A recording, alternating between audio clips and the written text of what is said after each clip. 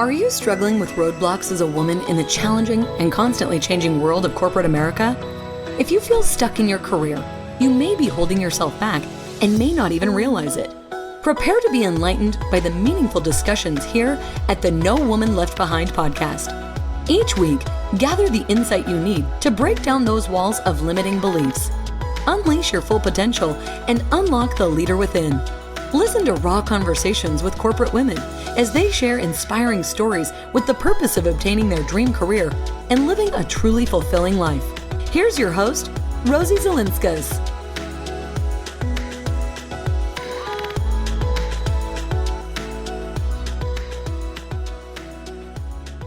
Hey everyone, welcome back.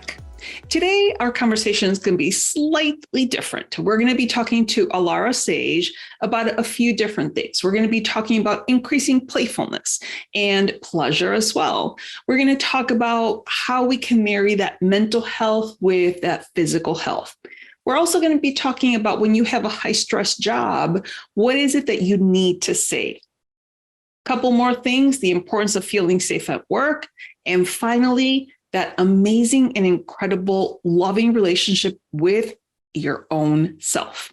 So in order to have that amazing conversation, we have Alara Sage. So let me tell you a little bit about Alara.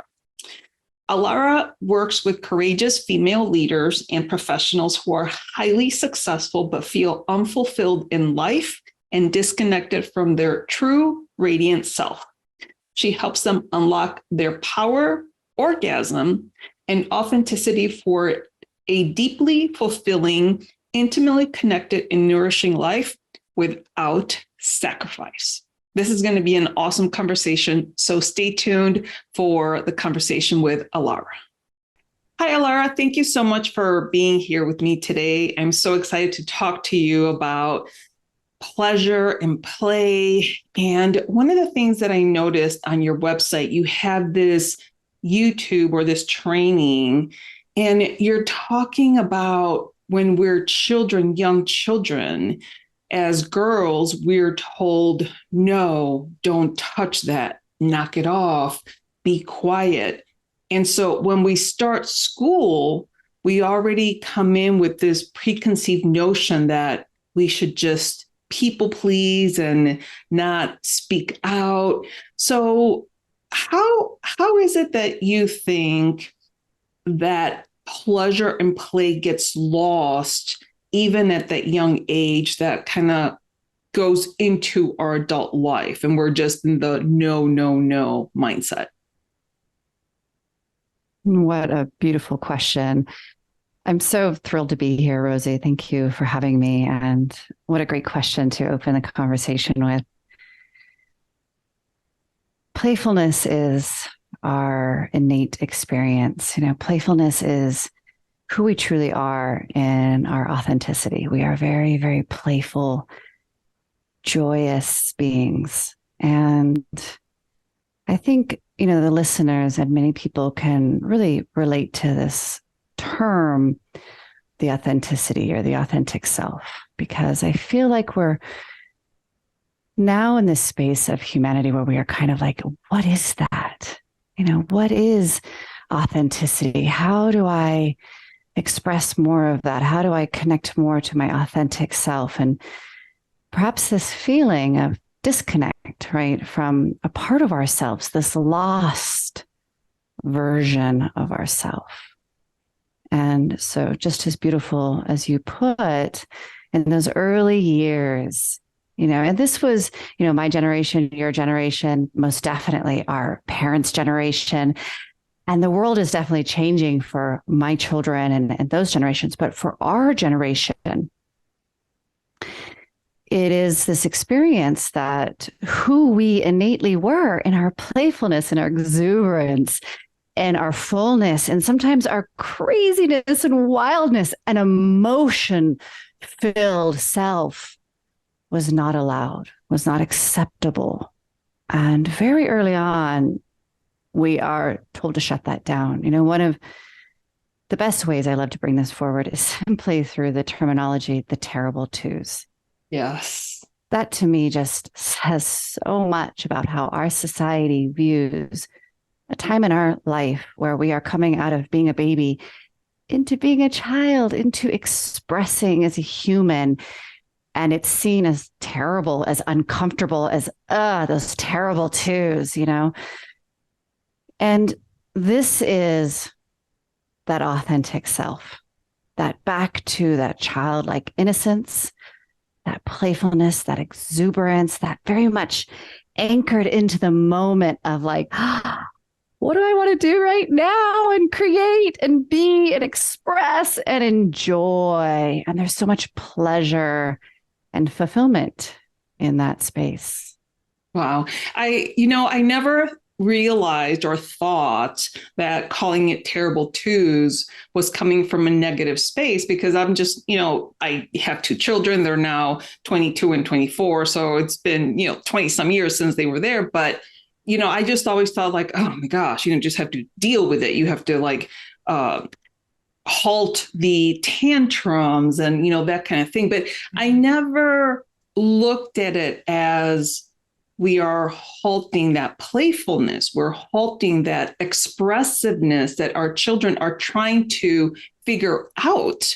So that's like a mind-blowing thing for me, because I just, it's just part of life. It's just parenting. But to your point, you're absolutely right. That is when we kind of start squashing the spirit of both boys and girls, but mostly girls, because we're like, be quiet, it's the whole be seen and not heard. It's as we're coming off of, the baby boomer generation and the Gen X generation.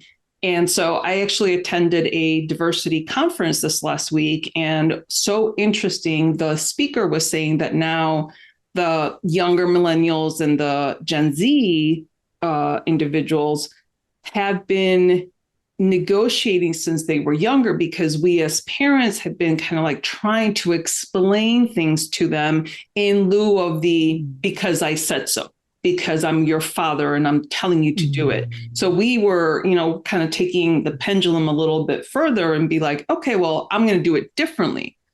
And so now all of these young Gen Zers are coming into the workforce, and we have these baby boomers and elder Gen Xers that are annoyed and aggravated because these young kids are questioning, but they're not questioning to be defiant. They're questioning because they want to understand. And so incredible. That was really powerful. When I heard that, I was like, oh my goodness, that makes so much sense, right? That's crazy. Oh my gosh. Yeah. Yeah, that's really beautiful. And I love that the speaker had the awareness of they're not trying to rebel, they're trying to understand. Yeah. Yeah.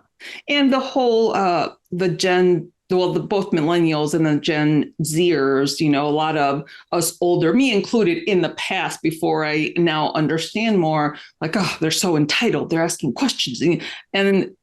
But we didn't understand at that time. And so now, to me, it was definitely a light bulb of like, oh, that makes so much sense. And I actually spoke to a young lady, she's about 24 years old, and she's like, we just want to know why we're doing what we're doing. We're not questioning to be defiant. We just want to understand.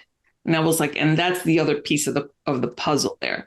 So, Alara, in your opinion, when we as parents realize this, what are some things that we can do to foster that pleasure and play in these young girls? And we know that girls around the age of 9, they kind of peak at their confidence and they start realizing that they become so much more self-conscious that they're not speaking up. And that translates into high school, college, and even in the workforce. So what are some recommendations that you have for parental figures? How can we foster that play when our daughters specifically are in that age range going into school? It all comes back to ourself. And this goes for non-parents as well, because we want to cultivate playfulness, pleasure, authenticity in all of us, right? And we do that really by understanding our nervous system. So taking us back to those early moments of ourselves, and those of us who experienced those generational teachings, what happened was is we believed innately that who we were was not safe. And so a sense of unsafety came into our body and into our nervous system. And this is a really key factor, because what tends to happen then is we're constantly protecting ourselves and creating environments where we feel that we have to act a particular way, whether that's people pleasing or, showing our confidence or putting on masks to protect because we don't feel safe. Mm.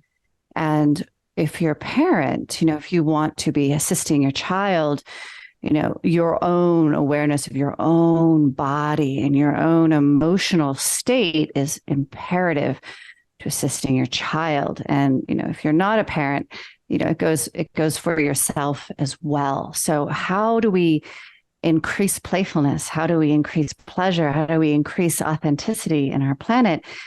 Is by realizing, and first off, acknowledging that we don't feel safe in our own authentic self. And most people don't even know who that truly is. Mm. For me, I went through such a journey of who am I? And, on my knees, crying, bawling, screaming, feeling deep levels of pain, of disconnection and isolation and aloneness and abandonment. And knowing that so much of this was all within me. And so much of it was where I was isolating myself from who I truly was. And, the amount of times I literally dropped to my knees, just who am I? I truly desire to know myself in all of me, right? Not just my gifts, not just my glory, but all of me. And it was through that devotional question and that willingness to feel the pain of the abandonment, the pain of that loss of self, that I was able to come back into myself. And, that's where we find fulfillment. Mm. That's where we find love. That's where we find joy. That's where we find everything we're literally seeking. Because in the beginning of creation, an egg splits into two. And we are split. And we're constantly seeking that other half of ourself that is the self. So to answer the question very clearly, acknowledging that you don't feel safe, first and foremost. And then second, learning how to regulate your nervous system, learning how to heal and regulate the nervous system. So now you can be in your body, be in your power, be in your authentic expression, and that transforms everybody. So I hear what you're saying. We're living in a society where everything is just so fast, and we are in this you need to perform mindset, especially in the corporate world. I mean, obviously in any business, but especially in the corporate world where we have metrics. And again, we have that anxiety and that stress.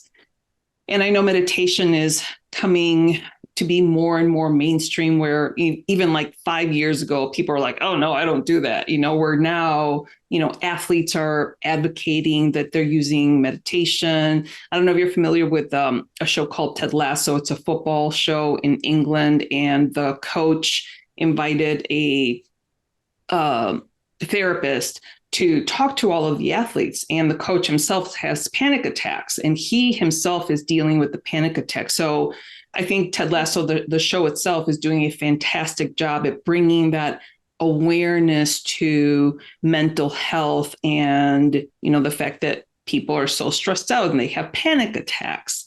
So how do we marry the two? How do we correlate the fact that we're, so busy with our lives, whether you're a parent or not, married or single, our lives are just busy. So how do we correlate those two? How do we marry those two? Yeah, I teach my clients four keys, and they're very clear and they're very concise, and they can take somebody from 0 point all the way through to full embodiment because they have different phases of them. And these four keys are very, very simple. The first one is connection. We're always connected, and we're connected to where our focus is. Mm-hmm. So if your focus is in the future or so-called future, that's where you're connected. If your focus is in the past, that's where you're connected. And when you bring your focus into the moment, you bring your connection into the moment. So the first one is connection. We want to be connected. So the question is, what are you connected to right now, right here? Mm-hmm. So you can always just take your moment, ask where you're connected, and redirect that, right? Very simple. Very, very simple. The second one is breath. Our breath exists. It just keeps on going, whether we're aware of it or not. And yet, when we take our awareness once again to it and learn how to breathe properly, we can do different levels of like breath work, right? That is known in the spiritual community, but we don't even have to do that. Just learning how to properly breathe and learning how to give your breath awareness, connect to your breath. You bridge the subconscious and the conscious minds, and you activate your vagus nerve, which is your rest and digest. It draws you into that space of letting go, that relaxation, the release of the stress chemicals and hormones, just by breathing. And again, something that can be done in any moment, at any time, and happens regardless. The third one is expression. What are you saying? How are you saying it? Are you speaking from a place of power and authenticity and love of self? Or are you speaking from, hate or distrust or judgment of yourself and onto others? Just for seeing how we're expressing is the first step. And then we can take it further into learning how to powerfully use our voice to really activate and command our reality. But just the awareness of the expression. And knowing there's so much power there, like you can just say out loud, I give myself permission. It's one of my favorite things to express. I give myself permission. You don't even have to know what you're giving yourself permission to. But if you're struggling with, I need to relax, I need to let go, I need to, I give myself permission. It's so powerful, so potent. And the last one is movement. Mm-hmm. Just giving yourself, they just like our bodies need to move. It's the way that energy flows through us. And sometimes we just need to get up and stretch. Sometimes we want to dance. Sometimes we just want to go for a walk. Movement is really, in the moment, but what desires to just move through you in this moment? We do a lot of sitting. Sometimes just getting up and just, what does my body need right now? And just kind of giving your body some movement and breathing into your body. 1 minute, 2 minutes, great. Go back to your work. That's what I love about these four keys is they're so simple to implement in any busy schedule in anybody's life, and they are immensely powerful. They are so powerful. And like you said, they're so simple. And as you were talking, I was thinking of like the connection when I'm like in the past or in the future, I don't notice what I'm doing. Like, I'm like, oh my gosh, I just had my phone with me and I have no idea because I'm thinking about the to-do list and that kind of thing.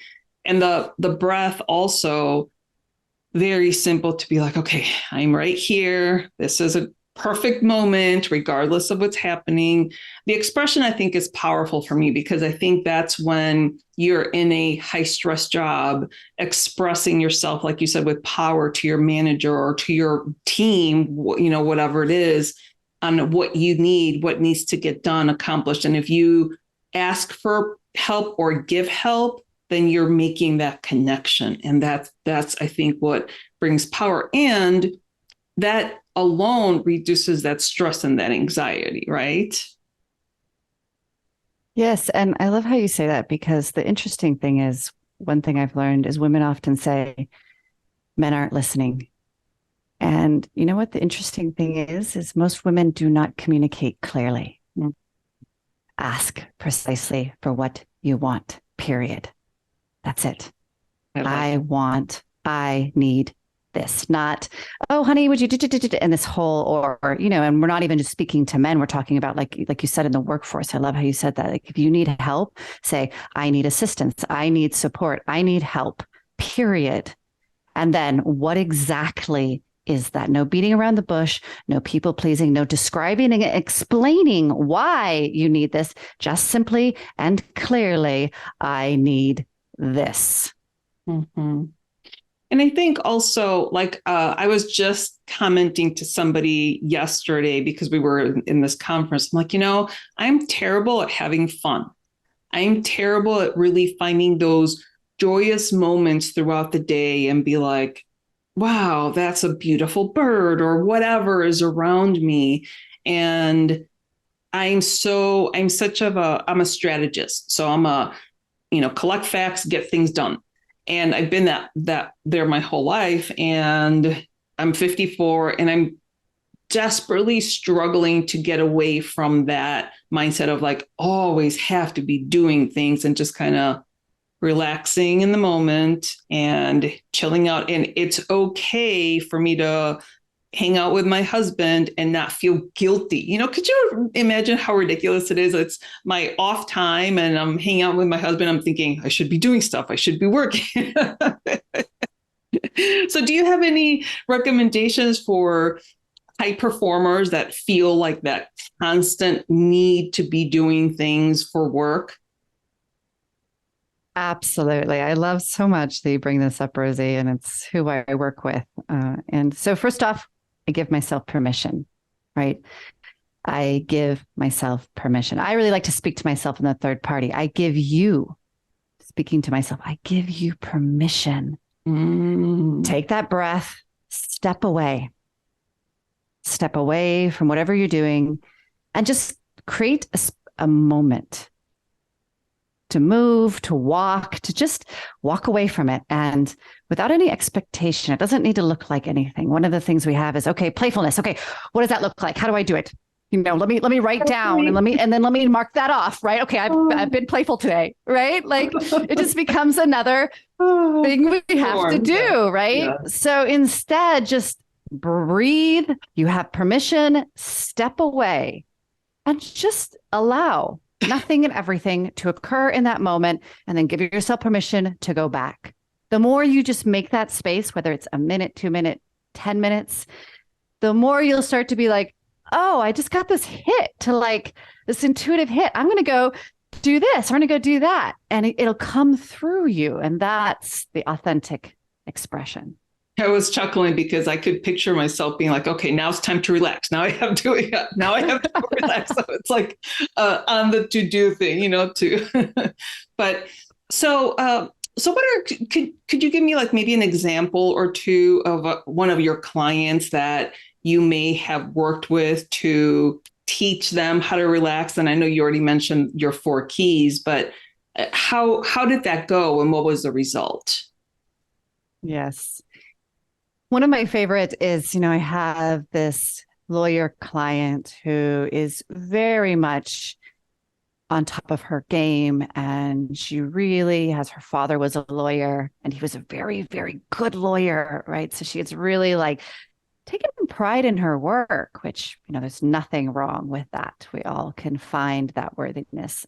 And at the same time, she really found how her life really had this lackluster feel to it. In work, she felt that she had accomplished that and there's so much beauty there, but like outside of work, what was there? And even this feeling of really not being seen, even at work, even though she was really good at what she did, she wasn't seen. And through this teaching of the 4 keys and her learning how to connect with her body, because just as I said, she did not feel safe in her body. She did not feel safe in her nervous system. So when we don't feel safe, we go up into the mind and we just mind F ourselves. and just do this constantly. And that's definitely been my own experience as well. And so we got her out of this just mind effing and down into her body. And oh my God, she radically transformed her life. She's still a lawyer, she still loves her job, but she created all this spaciousness. Her life just started magically falling into place where all of these things just started occurring that started to re-fulfill her in these ways. Like she sold her house and moved and was like supporting her mother and assisted her mother through passing, which was so deeply healing for her. And she connected to some new friends and new relationship and called in a man. And it was just like one thing after the other. And she still has her work and she's still a powerful lawyer. But she's found this balance and she found it in her body. Do you feel that you're spinning your wheels and advancing your career slower than you'd like? Well, I got you because I have a free quiz to help you figure out how you may sabotage your career advancement. Our free quiz is designed to help you identify the common pitfalls preventing you from reaching your career goals. The quiz is 100% free and it only takes 3 minutes to complete. Take the quiz now to start taking control of your career today. The link is on the episode website. And now let's head back to today's conversation. That is incredible. I got the chills thinking that that is a possibility for all of, women that are so overworked, both at work and at home, and whether you're a parent or not. Again, we're so busy, but those 4 keys are back to you feeling safe. And I think the feeling safe is really important, especially at work, because I'm sure you've heard of the term psychological safety at work. And we also had a session yesterday on people with disabilities, people that are in the queer community that don't feel safe at work. And one of the things that the speaker for the queer community said is that the most terrifying question at work for someone that is in the closet is, how was your weekend? What did you do this weekend? Because do I disclose that I have my partner? Do I disclose that I'm whatever, the situation is? And again, it was one of those aha moments of like, how awful is that? There was another gentleman that was disabled, physically disabled with no arms and no legs. He had gotten a job, was hired, and then he said, okay, can you please tell me where my office is? They said upstairs. And he's like, okay, can you tell me where now this was, I think he started working about 25, 30 years ago. So this was way before the Disabilities Act. And they said, your office is upstairs. And it was 2 flights of stairs with no arms and no legs. How am I supposed to get upstairs? And then he said he got the job. He was doing very well. And they finally made an accommodation for him to put his office on the first floor 2.5 years later. And by the way, the bathroom was downstairs.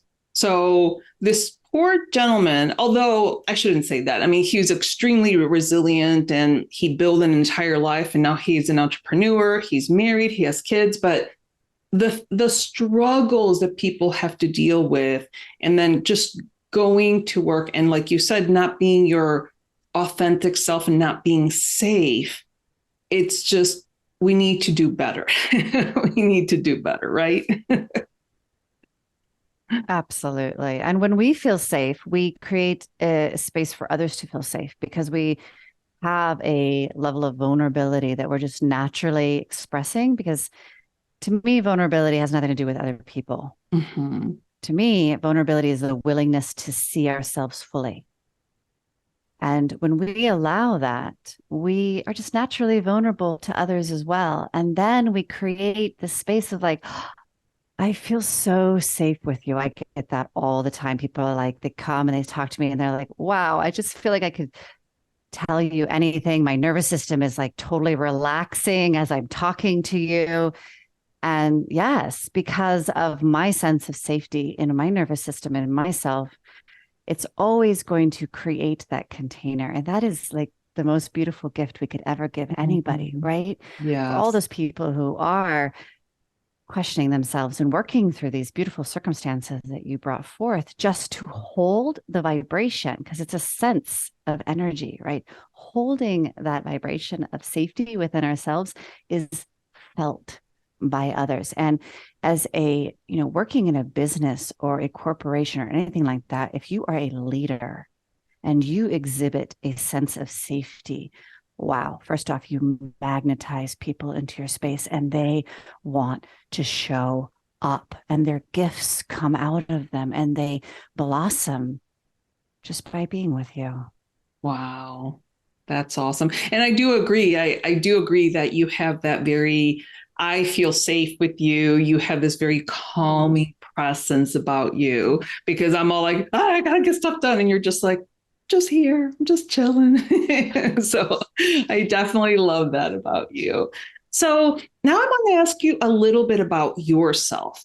How did you get into this work? Tell me a little bit about your story and how you're now this beautiful healer that is literally changing the world, because with your work, you can change the mindsets of people. And just myself specifically, I need to just be more centered and more playful. I mean, that's the exact word. Like, I need to figure out how to have more fun. So tell me about you. Like, how did you get to where you are today? Yeah, there's so much that has happened, but I'm going to pull out some pieces kind of in correspondence to our talk today. I definitely was that little girl who was shut down, and I really basically like imploded on myself. I was extremely creative. I was very artistic. I wrote story after story, like stories just spewed out of me, poems spewed out of me. And however, I didn't feel safe. And I started, feeling very, very unsafe in school, because I felt like people were really rapidly progressing past me. And I just really didn't understand social communication and human socialness and everything that was just happening so fast, really, like through middle school and then into high school. I just went more and more inward. And I had, many friends like deeply betray me. And that was I just kept closing down until many, many, many years later, I found myself in, quote unquote, the perfect life, right? Like, I had a great husband. We were a wonderful team. We never fought. We got along so wonderfully. We had kids. We had a beautiful house. Like, from the outside, everybody that knew us thought everything was perfect. We were actually inspirations to others, we were often told. And yet I was dead inside, to the point that it just gets me every time I say it. I noticed at one time that, like, I realized that even the things that supposedly I enjoyed brought me no joy. Mm. And I was like, wow, like, I should be enjoying this. Mm-hmm. And it's just not enjoyable. Like, okay, it's more enjoyable than some things, but it's not like I'm like, oh my God, this feels so good. It wasn't. And I had a very powerful, what's called a Kundalini awakening. This blew me open. And I knew that I needed to change my life very, very dramatically. And, this is me. I'm a very dramatic person, but, and I did. I, got a divorce and, left an illusion of comfort for very, very unknown energy, an unknown future, an unknown life. And knowing very much in my heart that I needed to do it, that I had to, that it was basically like the saving of myself. And I love my ex-husband. We have a very wonderful relationship. It wasn't about our relationship. It was me. And then just went in this journey of, who am I? And releasing so much shame that I had taken on, of feeling unworthy and inadequate and useless and, just inferior and my wounding with the feminine and all of this deep energy within myself. And each time, an opening into, there's more of myself. There's more of myself. And those little tiny little breadcrumbs of, oh my gosh, there she is. And every time I would reach one of those, it would just inspire me to keep opening up, because it is a challenging journey. But when we hit those pieces of ourself, oh my God, it's home. It's that realization and that seeing, being seen and seeing ourselves. And so every time I would hit that little nugget, it would inspire me to keep going on the journey. And, to this point of this real feeling of home within myself and deep love, like beyond the emotion of love, the experience of love with everybody and everything that I come in contact with, and the true energy of wealth and success, of how that's just the moment and that's just love expressing through us. That's what wealth is. That's what success truly is. It's how love desires to express through our unique fractal of consciousness, through our unique fractal of God, of Source. And now this very, very playful, embodied, just joyous space for myself. And yes, absolutely, this just bliss of assisting other people. I mean, that's like such a cherry on the top, right? How did you start reaching out to people to let them know that you could help them heal their, I don't want to say soul, but, heal some of those wounds that are coming from, long ago? Yeah, it was interesting because I was an animal physical therapist. I did physical therapy and I worked on horses. So I did physical therapy to horses. So I worked on their bodies. And the horses started teaching me. Horses have been an intricate part of my life. And they started to teach me energy healing. And I had angels show up, and all these beings were showing up and teaching me the stuff that I was like, whoa, like, is this even real? Yeah. And at one point, the horse was like in trance. It was all like tongue was hanging out and his head was all down and it was like drooling on itself. And I had this archangel, Raphael, come in.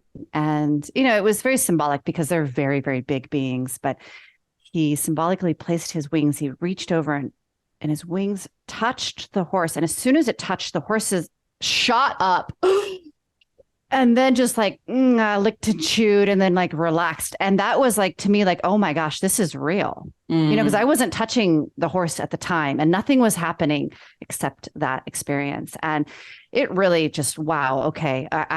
I see, I believe. And then the horses started communicating to me, and I actually became an animal communicator.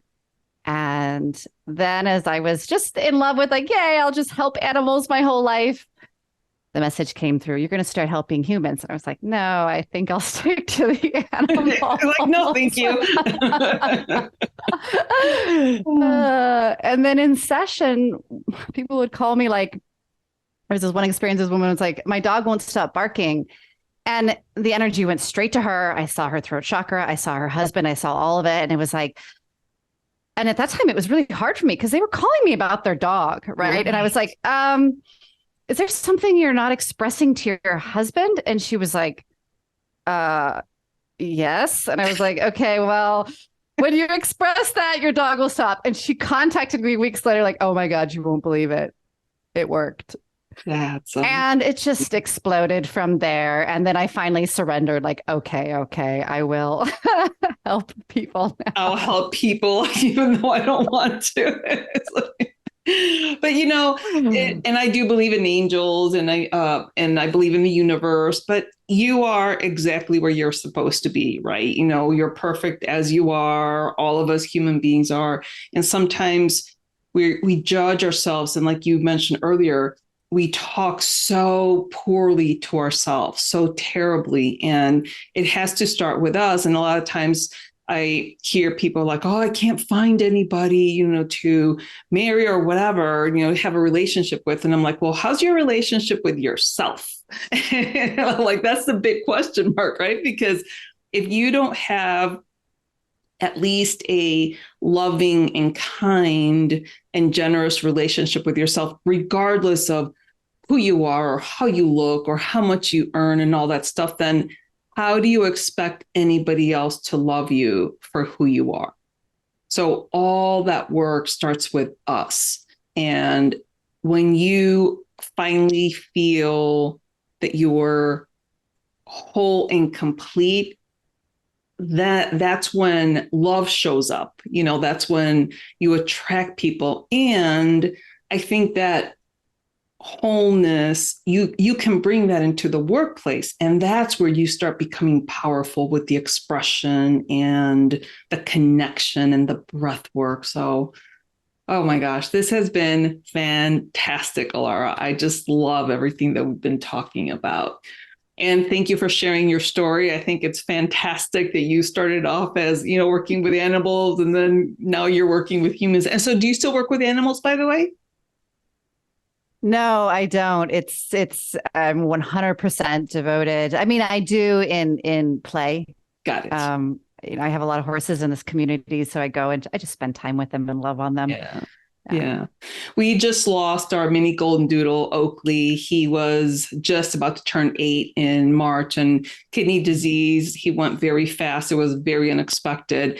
And we just miss him so much. He brought that joy and that playfulness to my husband and I, because now we're empty nesters, but we miss him terribly, terribly. So hopefully eventually we'll get another dog. But well, I wanted to ask you, Alara, are there 2 tips maybe? And I know you've already given us, your 4 pillars of what to do, but are there maybe 2 final tips that you could leave us with for that woman in the corporate world that's trying to empower herself to continue to advance in her career?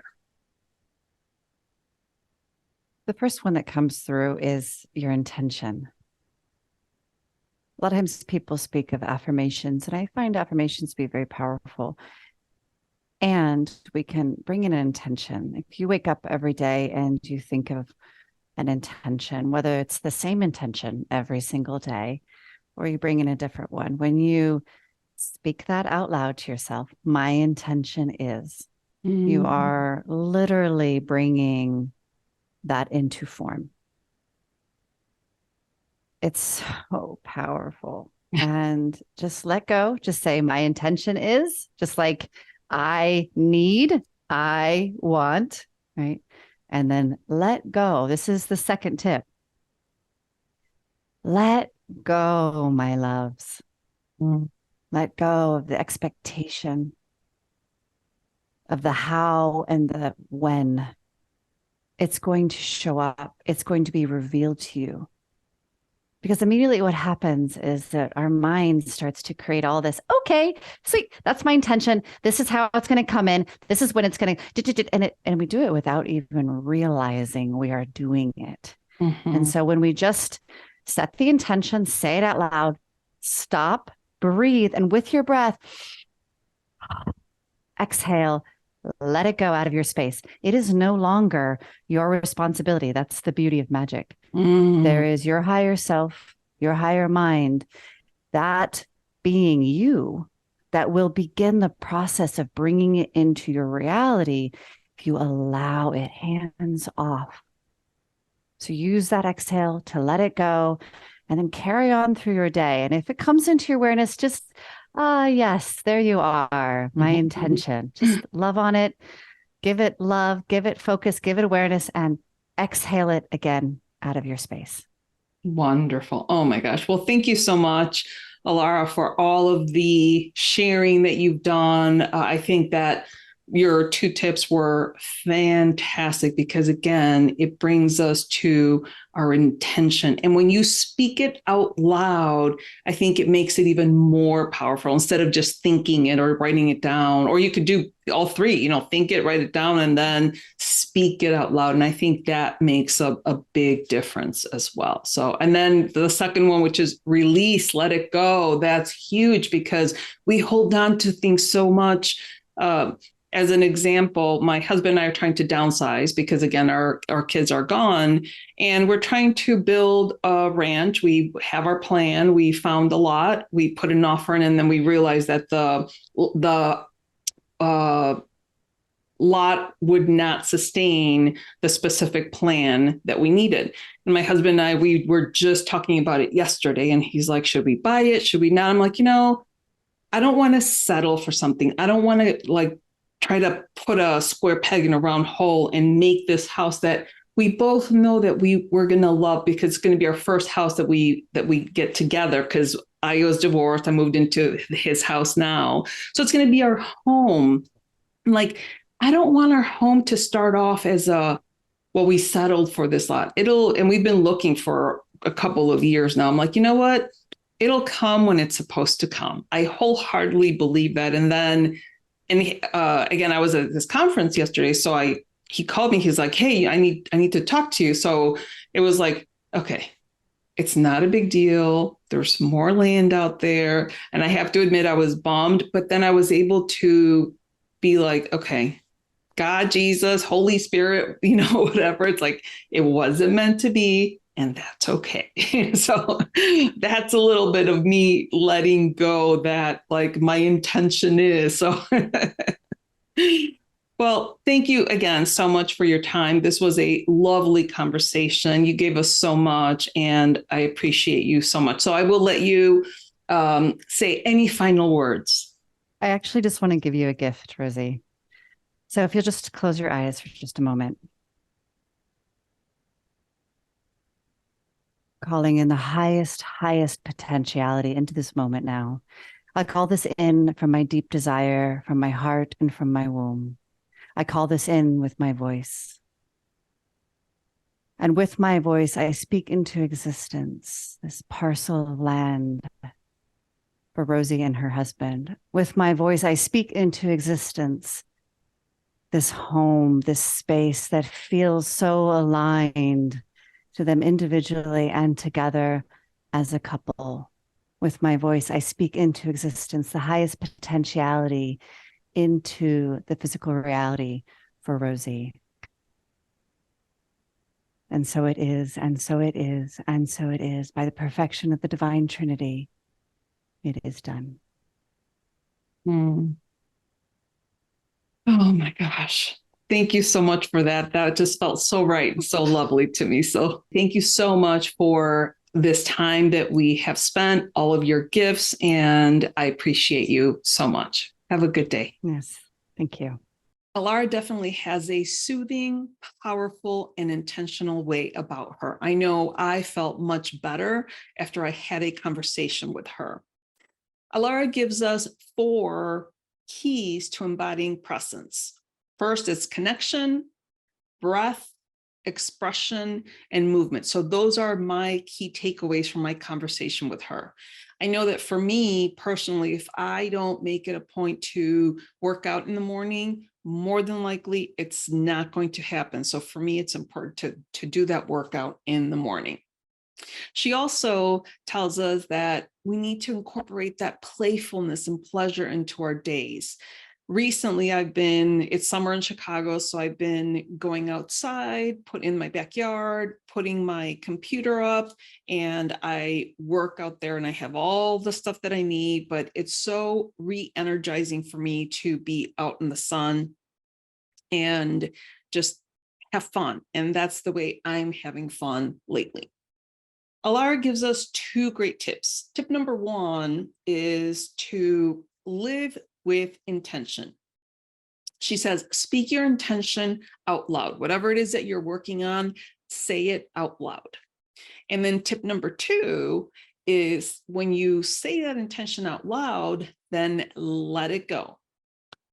Don't have any expectation on when it's going to happen or how it's going to happen. Just say whatever your intention is and let it go, because the universe is going to find a way to get it done. And trust me, I am a believer of that same situation. all of Alara's contact information is going to be on the episode website. She's also going to be releasing a podcast of her own in August. And her podcast is going to be conversations and interviews to help you learn how to experience an ecstatic, fulfilling, and authentic life. And as a reminder, don't forget to take my free quiz, which are 3 ways in which you may be sabotaging your career development. It's very important for you to take that quiz so that you know what you need to work on. The quiz link is also going to be on the episode website. So with that, I hope you had a great time listening to Alara. So remember to be brave, be bold, and take action. Thank you for listening to this episode. Let these stories of self-encouragement and professional development serve as a guide in navigating through corporate America in the most practical and fulfilling way possible. Do not forget to subscribe to the show at nowomanleftbehind.com for more content like this. Leave a rating and share it with your friends because we want to make sure that no woman is left behind. Until I see you next time, remember to be brave, be bold, and take action.